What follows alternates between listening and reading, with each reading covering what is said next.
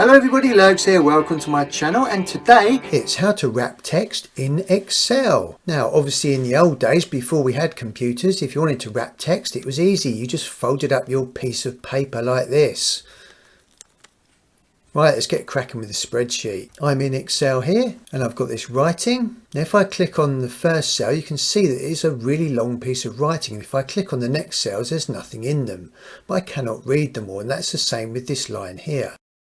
What you can do is use your mouse, select the actual column, and then you can drag that wider or slimmer. So we'll just do that first to make it a bit wider.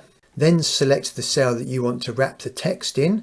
Right click on your mouse, then select Format Cells, select the Alignment tab, and then select this Wrap Text option. Then press OK, and that wraps your text in the box so you can read it properly. If you've got a newer version of Word, the Wrap Text icon might be on your actual menu bar, so you can just click it from up here. If you want to undo what you did, you can just click it again and it puts it back to how it was.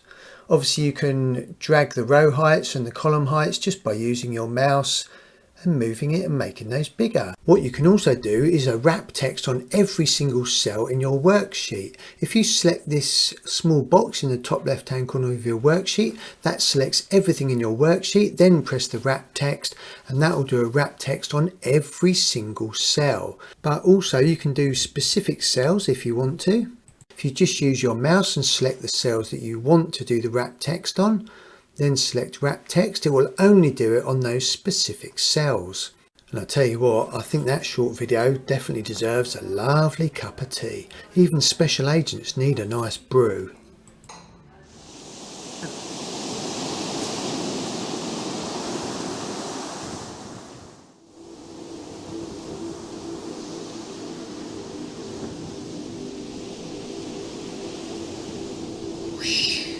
Experts are saying this could be one of the worst storms in England's history.